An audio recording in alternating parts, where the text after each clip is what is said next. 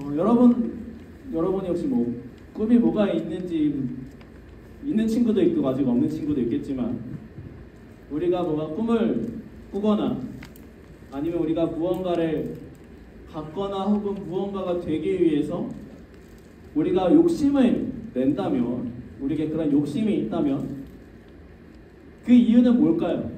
우리에게 그런 욕심들이 있는 꿈을 이루거나 무언가 되거나 무언가 갖고 싶어하는 그런 욕심이 있는 이유는 뭘까요? 다양한 이유들이 있겠죠. 내가 꼭 성공해야 돼! 나는 반드시 성공해야 돼!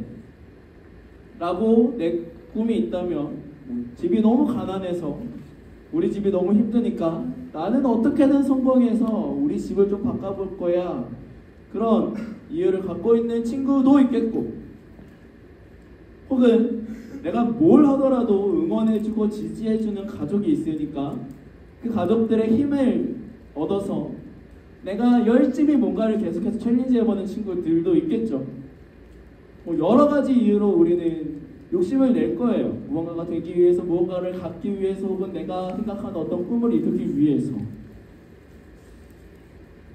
하지만 그런 여러 우리 주변의 환경들보다도 더 베이직한 이유가 있어요. 기본적인 이유, 우리가 욕심을 내는, 욕심을 가질 수 있는 그게 무엇이냐면 되게 단순한데 심플한 건데 그냥 우리가 살아있기 때문입니다.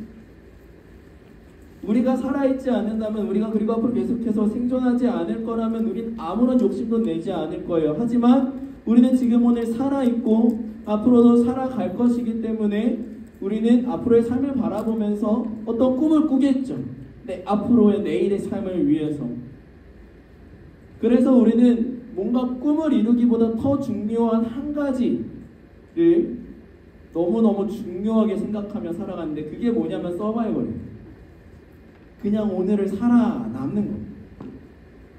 그래서 세상에 있는 거의 대부분의 사람들은 물론 성공하기 위해 목숨을 걸기도 하지만 가장 기본적인 것, 오늘 하루 살기 위해 내 모든 것을 걸어요. 목숨을 겁니다. 출애굽기의 배경이 되는 나라가 어디죠? 이집트. 고대인들에게 있어서 그 하루하루를 살아남기 위해서 무엇보다 중요한 것, 무엇보다 기본적인 건 무엇이었냐면 먹을 거였어요.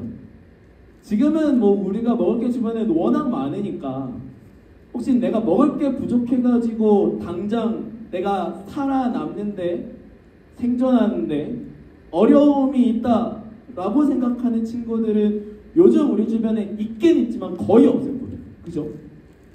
하지만 2000년 전, 3000년 전, 4000년 전에는 이 먹을 것이 지금 우리가 살아가고 있는 시대만큼 풍족하지 않았기 때문에 이 먹을 것은 항상 가장 중요한 문제였어요. 이 먹을 것 때문에 전쟁이 일어나고 우리가 문명이라고 이야기하는 대표적인 어떤 것들이 있죠?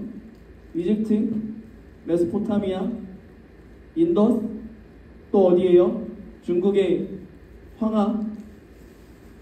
왜 그런 지역들이 문명이 먼저 발전했나요? 큰 강이 흐르고 있으니까 그 지역만큼은 먹을 게 많았다는 거예요. 먹을 게 많았기 때문에 그 지역들은 발전할 수 있었던 거죠. 그러다 보니까 고대 신들, 이집트나 그리스 로마나 아니면 뭐 여러 지역의 인도에도 힌두교 굉장히 많은 신들이 있죠. 이런 신들 중에서 중요한 위치를 차지하고 있는 신들이 있어요. 그 중요한 위치를 차지하고 있는 몇몇 신들이 무엇과 연결이 되어 있냐면 먹을 것이랑 연결이 되어 있어요. 어떻게 먹을 걸 더 많이 얻을 수 있을까? 이런 문제와 연결이 되어 있는 신들인 거죠. 출애굽기를 보면 10가지 재앙이 나옵니다. 그죠? 10가지 재앙이 나오는데 그 중에서 이렇게 먹을 것과 연결이 되어 있는 가장 대표적인 재앙들이 있어요. 첫 번째가 무엇이냐면 나일강이 피로 변하는 겁니다. 그리고 두 번째가 뭐냐면 먼지가 이로 변하는 재앙이에요. 나일강이 피로 변하는 재앙, 그게 뭐냐면 여기 오른쪽에 있는 파란 신인데 이름이 하피라는 신입니다. 하피. 나일강에 대한 신이에요. 근데 이 나일강이 피로 변한 건 뭐냐면 하나님이 이 하피라는 이 신을 치신 거거든요. 나일강은 이집트인들의 젖줄과도 같은 강이죠. 1년에 한 번씩 나일강이 크게 넘치는데 그러면 그 강에 있는 많은 영양분들이 주변의 땅에 퍼져서 많은 열매를 맺게 합니다. 그래서 이 나일강이 이집트 사람들에겐 정말 중요해요. 특별히 먹을 것을 위해서. 그렇기 때문에 이집트 사람들에게 이 하피라는 신은 굉장히 중요한 신이었죠. 하지만 하나님이 이 하피를 치십니다. 나일강이 피로 변하는데 아무것도 할 수가 없었어요. 그리고 두 번째가 뭐냐면 땅의 먼지들이 이로 변하는 겁니다. 그 벌레 같은 거예요. 막 간지럽게 하고 기어다니는 벌레 같은 건데 이게 이집트 신들 중에 어떤 신이냐면 왼쪽에 있는 신입니다. 머리에 갈매기 같은 거 있는 이름이 게브예요. 게브. 땅의 신. 이 땅의 신도 땅이 풍족하고 땅이 이렇게 잘 영양분이 많아야 거기에 씨를 뿌려도 농작물들이 잘 자라겠죠. 열매를 많이 맺겠죠. 그렇기 때문에 이집트 사람들에게 있어서도 이 게브라는 신은 굉장히 중요한 신이었는데 하나님이 그 땅의 먼지를 전부 다 이로 바꿔버린 거예요. 이건 역시도 하나님이 식량과 먹는 것과 관련된 이집트의 신을 치신 겁니다. 이집트 사람들은 이런 신들을 만들고 이런 신들의 우상을 만들어서 자신들이 살아가기에 반드시 필요한 먹을 것들이 떨어지지 않기를 간절히 소망했어요. 그래서 이 신들의 우상들을 섬기고 신전을 만들어서 예배를 드렸던 거죠. 생존을 위한 겁니다. 근데 우리가 아까 이야기했던 것처럼 여러분이 지금 혹시 먹는 것 때문에 하루하루가 너무 힘든 사람, 너무 많이 먹어서 힘든 거 말고 없잖아요. 우리가 먹는 것 때문에 생명에 막 위협을 받고 위험하다고 느끼는 사람은 없을 거예요.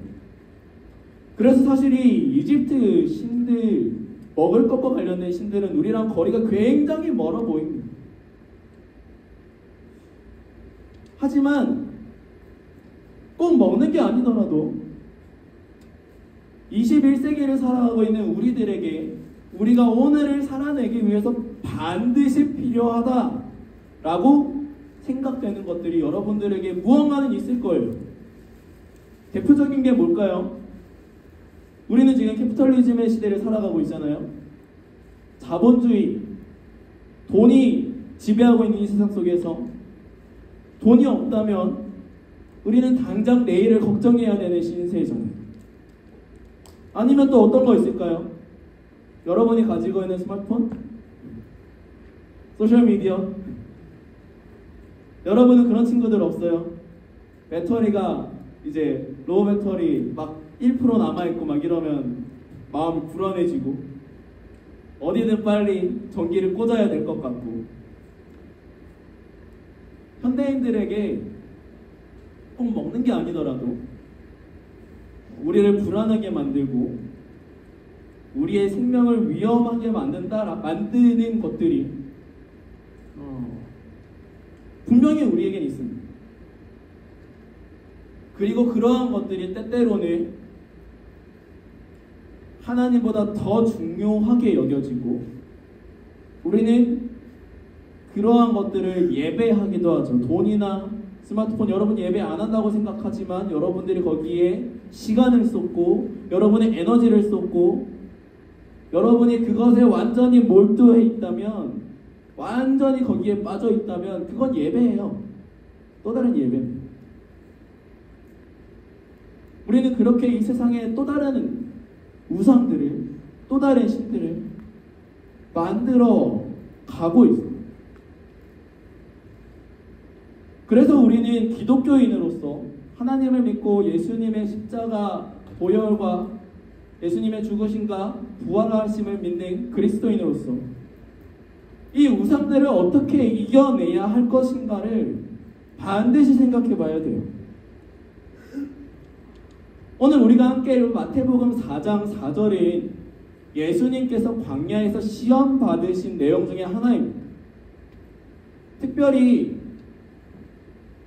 이 예수님의 첫 번째 시험인 광야의 돌을 떡으로 만들라는 이 시험은 예수님의 생존과 반드시 필요한 것, 살아가기 위해 반드시 필요한 것에 대한 사탄의 유혹을 보여줘요. 예수님이 그 유혹을 어떻게 이기셨는지를 우리가 잘 살펴봐야 됩니다. 예수님께서 사탄이 유혹할 때 뭐라고 말씀하시냐면, 사람이 빵으로만 사는 것이 아니라 하나님의 입을 통해서 나오는 모든 말씀을 통해 산다라고 이야기를 하셔요. 우리가 생명을 지키기 위해 무언가를 먹어야 되고, 혹은 돈을 벌어야 하고, 혹은 여러분이 늘 누군가와 소셜미디어를 통해 서로 연결되어 있어야 한다고 느끼는 것은 우리의 삶이 오늘 끝나는 것이 아니라 내일도 삶을 계속해서 살아갈 것이기 때문에 우리는 오늘 어떻게든 살아남으려고 발버둥을 칠 거예요. 즉, 우리가 오늘 살아남겠다고 하는 건 미래에 대한 이야기거든요. 그런 의미에서 오늘 우리가 한국말로 이 말씀을 이해하면 이 말씀이 잘 안 와닿을 수 있어요. 빵으로만 사는 것이 아니라 하나님의 말씀으로 산다. 근데 실제로 원래 이 성경이 쓰여졌던 그리스어를 보면 미래형으로 되어 있거든요. 빵으로만 살아갈 것, 빵으로만 살게 될 것이 아니라 하나님의 말씀으로 너는 앞으로 살아가게 될 거고 살아갈 거야 라는 이야기를 성경은 이야기하고 있습니다.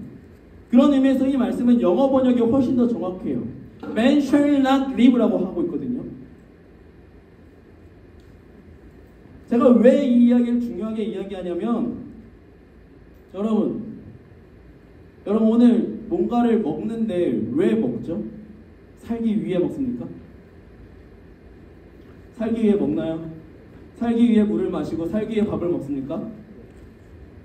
그러면 우리가 그 밥을 한 끼 먹으면 우리의 라이프가, 우리의 생명이 한 끼만큼 늘어나나요? 생각해봐요. 우리가 하루 동안 3끼를 먹으면 우리의 생명이 3끼만큼 늘어나나요? 그렇지 않죠. 특별히 여러분이 어떤 병에 걸리거나 어떤 사고가 나지 않는다면 생물학적으로 우리 선생님들, 어른들이 여러분보다 죽음에 훨씬 더 가까이 다가와 있을 거예요. 여러분들보다 밥그릇을 많이 먹은 만큼. 무슨 말이냐면, 우리가 살아남겠다고 하는 모든 것들은 사실은 살아남기 위해 하는 것이 아니라 죽음과 더 가까이 나아가는 과정이라는 걸 우리가 기억해야 돼요. 먹는 것도, 우리가 돈을 버는 것도 우리가 살아남기 위해서 한다고 하지만, 그렇게 시간을 보낼수록 우리는 삶이 더 늘어나는 게 아니라 오히려 죽음과 더 가까워집니다. 그런 의미에서 음식이든 돈이든 관계든 그 어떤 것도 우리를 미래에 계속 살아남게 만드는 것은 단 하나도 없어요. 그 어느 것도 우리가 살아남게 만들지 않아요. 그런 의미에서 이 말씀에서 예수님이 사람이 빵으로만 살아갈 수 없을 것이라고 하시는 이 말씀은 살아남기 위해 빵도 필요하지만 다른 어떤 것도 필요하다, 이런 의미가 아니에요. 그 어떤 것도 우리를 미래에 계속 살아갈 수 있도록 만들어주지 않는다. 그래서 먹는 것이든 돈이든 우리가 살아있기 위해 반드시 필요하다고 여기는 그 어떤 것들도 신으로 만들든 우상으로 만들든 우리가 어떻게 섬길 때 그것들이 절대로 우리의 생명을 지켜줄 수 없다, 보호해주지 않는다라는 것을 예수님은 이야기하고 계십니다. 실제로 이집트의 신들은 이집트의 재앙이 닥칠 때 아무것도 하지 못했어요.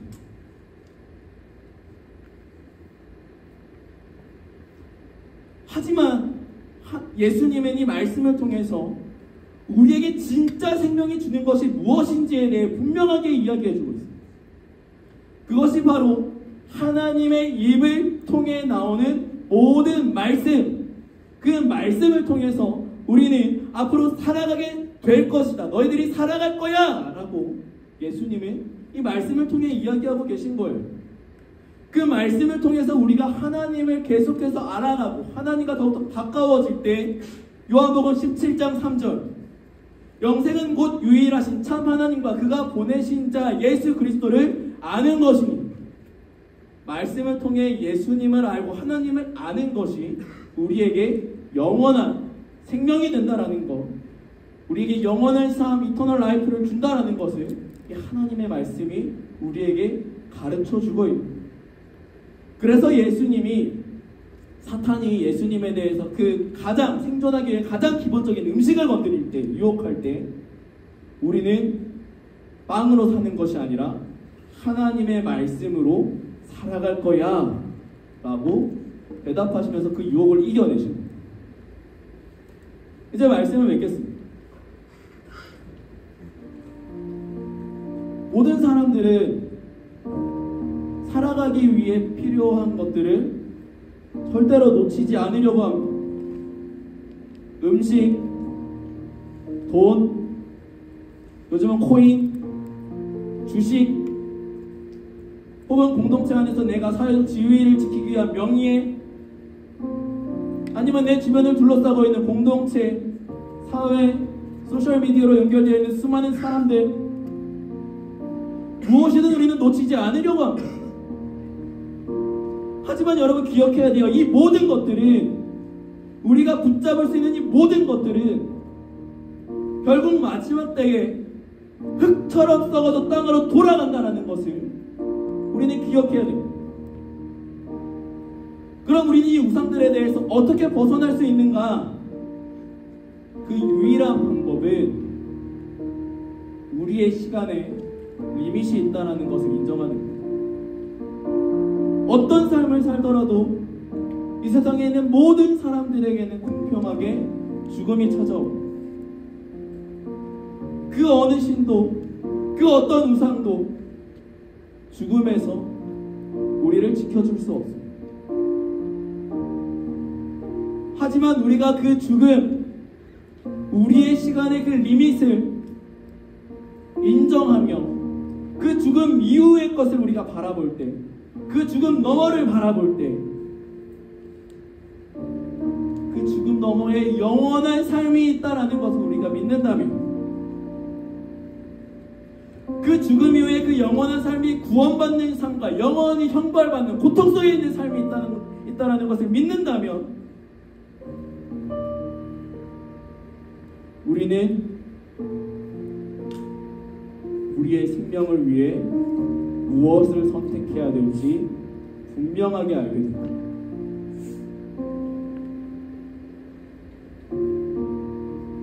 영원의 시간 속에서 고통 속에 빠질 것인지,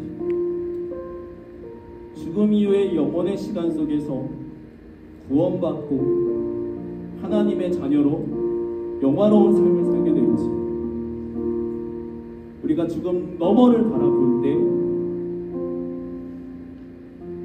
우리의 생명을 위해서, 우리의 삶을 위해서 우리가 선택하고 오늘 섬겨야 하는 분은 오직 한 분, 살아계신 여호와 하나님이시라는 것을 우리가 늘 기억하고 함께 고백할 수 있었으면 좋겠습니다.